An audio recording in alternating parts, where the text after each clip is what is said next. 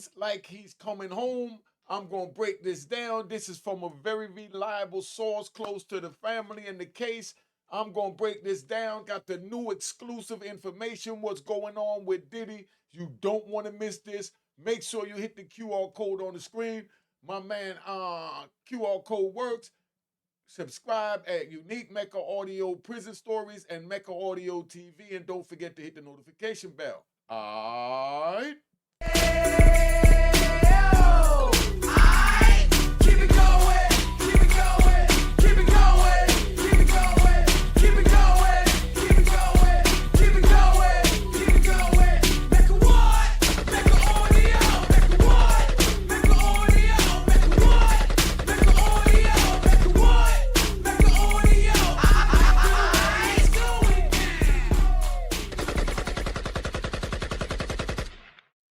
All right, you know what it is, man. This one here is about Diddy. I just want you to see it in the dark so you really understand what's going on. All right, because this man right here is in a world of a lot of trouble. He's sitting in MDC, Brooklyn right now. I done got the word from reliable sources as far as what's going down. And I saw a video up there that somebody put reality starting to set in as Diddy has a huge meltdown in prison, right? That's what one of these podcasters put up, right? And from that, and then hearing the words right from the horse's mouth, it makes no sense. But they saying that Diddy had a meltdown. Listen, man, you're in prison, you fighting for your life. While you fighting for your life, and this is going on, all types of stuff jump off where it's like, where do we really go from here? You know what I mean? So of course you're gonna worry, you're gonna sweat, you know what I mean? You're gonna do all of that. First, you king of the world, you standing out, you running things. So now he's thinking, how did I get here? But I'm gonna give the exclusive on how he's living in, on the inside first, right? Did he got somebody that makes his bed? All right, let's get it 100. He got somebody that make his bed, somebody that make his coffee, somebody that work on a food cart that's collecting whatever food it is that he likes when it come in the morning. Let's say it's apples or oranges. You know what I mean? Or milk. He might say, give me 4 milk every day. Y'all want milk? You want milk? All right. Give me 12 milks every day. And whenever you got eggs, you know what I mean? Give me all the toast, whatever. And then he might pay them, in books and stamps. Where my books and stamps at? Always got my books nearby somewhere. But you paying books and stamps. That's the currency on the inside is books and stamps, right? So you pay with these books and stamps, and they do whatever you want. Dude clean the cell, you know. I mean, dude wipe off his shower shoes when he come out the shower. I wouldn't do nothing stupid like that, but that thing he done had a dude sitting there who just supposed to pat his flat top. You know what I mean? And got a bag. So who knows what he got him doing? It might happen when he come out. We come out the shower, we take our towel when we done, and our washcloths, and we wash in between our shower shoes. But y'all call them flip flops. You know how y'all do. Oh, somebody said turn the gunshots down a little bit. So I just turned the gunshots down. Turn down a little. All right, I don't want to scare nobody. I'm scared them off with the gunshots, right? But Diddy's sitting in there and he's paying for whatever services that he wants. And that's a part of bidding. So one of the homies said, to Diddy, damn, you been like somebody that done did 5 or 10 years. He said, all y'all done been in there. So, I learned from y'all, and he's doing his thing and, he's surviving on the inside. But Diddy feels like he's going to beat the case, right? Now, I'm going to give you the exclusive what's going on. So this is the exclusive, right? Diddy's ready to go to trial. He ain't worrying about nothing. He feel he going to beat the feds. Diddy feels that because, he said the videotapes they took is equivalent to us having a ring camera and they taking the footage from the ring camera. So we talking about a mansion that got all kinds of, cameras that watch the top of the roof, the top right side of the roof, the top front of the roof, the top back of the roof, the bottom under the roof, on the left, on the right. And, there's cameras all over the place. That's just on the outside. Then you go on the inside and you got mad cameras on the inside. All right. So while these cameras is on the inside, They got one in the hallway, in the washroom, in the here and there. But Diddy swears that there is no freak off tape. So you're hearing it first here, Unique Mega Audio. Diddy swears. We're going to revisit this when this case comes out because Diddy swears that there is no freak off tapes, that the only tapes they have is, tapes of the footage of the house. And they might, if they caught somebody, you know what I mean, with their guests doing whatever they're doing, but it wasn't nobody butt naked. Said he'd never been in no room with no, group of people butt naked slinging like they saying on social media. That's what he's saying. You know what I mean? That's what he's saying right there.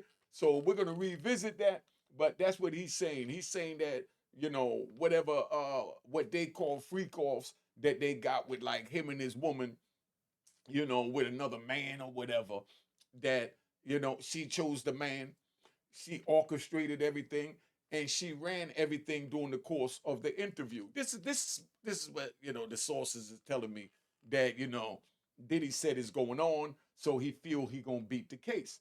It's not like it's impossible to beat the feds, because let me ride. Now, it's not impossible to beat the feds. R. Kelly beat the feds. Remember, R. Kelly beat the feds before. You know what I mean? But the reason why they say the feds have a 95, 98% conviction rate is because most people fold under pressure and plead guilty. But Diddy said, I'm not folding. There's no pressure, none whatsoever, and we going to trial. He's saying he's going to 12 rounds. Diddy want to go to 12 rounds. You know what I mean? He in boxing and you throwing the punches, you're doing what you got to do. And while you throwing the punches, at the end, the referee adds up the punches. You got the people on the scorecard, that's the jury, and Diddy feels he wants to take it to the decision. Because he swears up and down that there is no all this that the social media is running with. Diddy swears that there is no tapes, and we gonna find out. We gonna find out because this is what is told to me, and I'm not usually one to be lied to. You know what I mean? But that's what he swears. So we gonna see what it is. But I really want y'all to understand that, he has an, I'm gonna say, excuse for everything, because that's what we're gonna look at. Like, he got an excuse. Your mother said, did you knock over that lamp? You know what I mean? No, but yeah, but I was running by and my shoelace was untied and my shoelace got caught up on a little thing under and it pulled the table by accident and it fell. That's an excuse. You know what I mean? Now, then he got a bunch of excuses for everything. You know, he swears that there was no freak offs. He said that there was no celebrities in no room together with him, like I said, slinging butt naked. You know what I'm saying? He was none of that. So that's where he's at. So I want to know right now, what do y'all think about that and how the family feel, hearing the social media put all of this out if what Diddy is saying is true? Somebody please tell me, this man went from all that to this right here, sitting in a courtroom fighting for his life. And the crazy part is when it first happened, everybody was like, yeah, they got him, they got him, they got him. Like he was public enemy number one. Yes, P. Diddy. They was acting like he was public enemy number one. And now, as they're seeing what's going on, we ain't even gonna go over to the JayZ part yet, but as they seeing what's going on, the tide is toned down. And y'all know it amongst yourself, because there's people now that, that, as y'all would say out there, the rat bastards, and the rat bastard would say defending them. You know what I mean? Because, they believe it may not be true because the media says it's true. And, whatever YouTube say is right. Whatever Instagram, TikTok, and everything else say is right. And that's what we're dealing with right here is what Diddy is saying, that they don't have nothing on him. And he's not sweating it, that all that is just to bring him down. Of course, his spirits was down during the holidays and all that, and it's still down now because he still got this last holiday to deal with. But he assure you that he's coming out swinging. That he's coming out swinging in January. You know what I mean? So, it is what it is. Don't say that I didn't tell you. Don't say you didn't hear it first here. Diddy, P. Diddy, says that they ain't got nothing on him and he ready to go toe to toe with the feds. But I know for a fact, let me ride. I know for a fact that there's no way that you're gonna go toe to toe with the feds and not gonna get a heck of a fight. But the feds have the bag to get the private investigators, the lawyers. Cause whenever you get a case, right, you got to get a private investigator. Because the private investigator is to do private investigation on the witnesses to find dirt on the witnesses. So it's the same way the feds use their, FBI and DEA agents, which is really their, private investigators. They hit the field and they find out who's getting the money, who's, shooting who's robbing who, and they find out all the information. And then when violence come into play, then they bring you into court like Diddy behind me, sitting there fighting for your life. But now he was doing it a completely legitimate way, but he got too big for his britches. Let's talk about Diddy getting too big for his britches. I'm going to add that in here, right? They allowed Diddy to make $1 billion in the greatest country of the world. In the very country that his ancestors were slaves. And they allowed the child of a slave to make $1 billion. And that child thought that he was one of them. They got something called old money, Diddy. See, your kids now, they're starting a generation from your bag of old money. God willing, you don't lose the trial, because if you lose the trial, they come to take Combs Enterprise, Bad Boy, whatever else you got, your house, recording studio, whatever, all that crap, anything you got, Sean John, and it's crazy. It's real crazy. It's crazy because every time I think about it, picture the feds, picture the FBI seizing Bad Boy records from P. Diddy and having control and ownership of Biggie Masters, of Mary J. Blige Masters. Just think about this. And now they own the company. So being that they own the company, they got to put together image for the company. Now everybody's saying, rat bastard this, rat bastard that. And they don't want them in the part of the music industry. They talk bad about the rappers that so-called rap. But then now picture the feds starting the Rat Boys. Like they got the Bad Boys. They put out a rap group called the Rat Boys. Or Snitches, Inc. You know what I mean? And they get the biggest rats from the United States. And they all form recording careers. Could you imagine the feds having Bad Boy records and turning into Rat Boys? Could you really imagine that? And if you're a solid dude and you stand by morals and principles, you can't get on Rat Boys. I mean Bad Boys. You know what I mean? That's what they're trying to turn this into. If they do that and get away with that, they're gonna change our culture like you'll never believe. Look how, let's take Tony Busby. Not to say anything against him because he did that big case out there for the BP oil spill in the Gulf, when they had the oil spill back in 2010, summer. Like I said, I flew over it on the way to another prison over there in Florida at that time, so I got a chance to see it, but he won like $17.5 billion. And let's say he got a third of that, a third of that.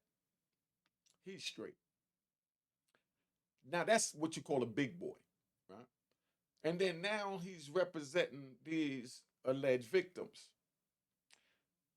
And JayZ jumps out there and think that he gonna be able to say what he want to say to a big boy like Tony Busby. JayZ, like you said, right? Could we ride? Like you said, JayZ, you a young man that made it out the projects. That's from the projects. So you got project education on how to deal with these situations. When Tony Busby, 9 times out of 10, I don't know, I'm just saying, that he went to one of those expensive colleges that learn how to speak really good legal language.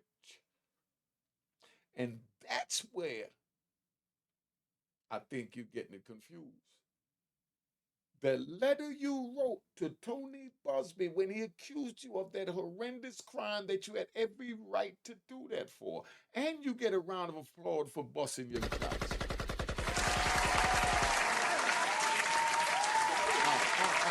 Come on, man. Relax, man. We finished talking to Jay, man. Damn, don't do that. But anyway, we good. Yo, check, right? So, Jay, you're fighting a fight, and what you wrote was excellent. I loved it. YouTube loved it.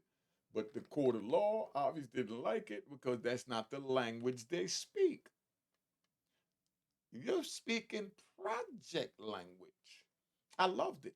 And to be honest, I would have did the same, Jay. Let me say that so all these rat bastards think that I'm saying something against Jay. Jay just responded as a man pushing forward to a fight the best way he knew how. And he talked direct to him because he's in his mentality, he's used to handling issues like that with violence. P. Diddy not. That's why P. Diddy let him get away with what they got away with, how they threw those allegations against him when he should have nipped it in the bud just as fast as he signed that young lady's suit for that 30 million. 24 hours. So what's the sense in bucking? But anyway, right. So Tony Busby's a big boy. JayZ go at him talking that hood talk. The same as Unique Mecca Audio would, so I'm not saying nothing bad about JayZ. But them boys, Tony Busby and them, they went to a whole nother school. I studied law in the prison. I learned a lot of their legal, what they call jargoning, right? I learned their legal jargoning, right? But I'm not a specialty in it. I don't speak legal jargon fluently.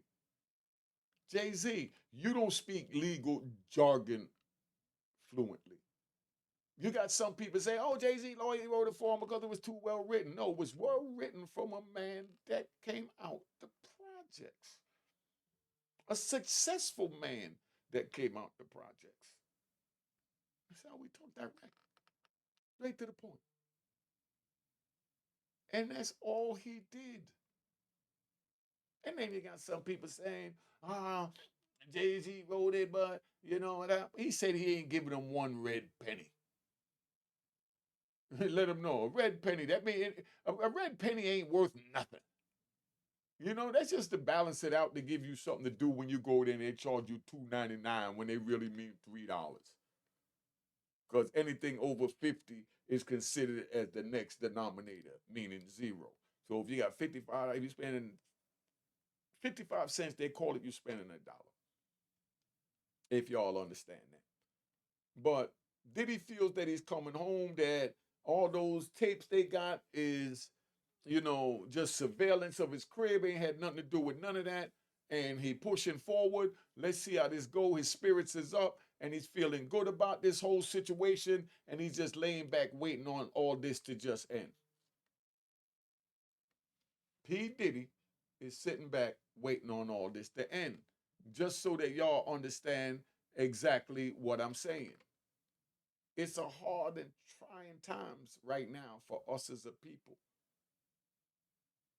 Every day you will see what is going on, and hopefully every day you learn something from it every day. But as far as them saying that Diddy had a huge meltdown, nah, they said that's crap. You know what I mean? So don't go with that one. But whether or not they don't have no freak offs, that's up to you what you do with that. Because y'all know that's a hard pill to swallow. But that's what Diddy stand on. That's what we're going to see. So we're going to sit back and get into this trial, and we're going to keep this thing moving. Been on here 20 minutes, long enough. Let's tap out. Alright. Cheers, cheers, toast the crime, toast the crime, the crime, the crime, the crime.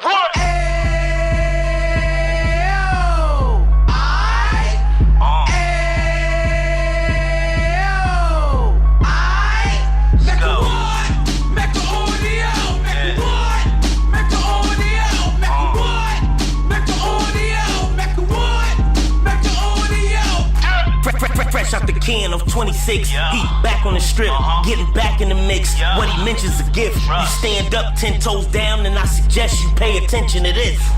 Take a little gully posse and put it in hall. He cut from the bottom, came up from the bottom. Drop the book, you should go and get it. The Instagram page and the YouTube, you could go and visit.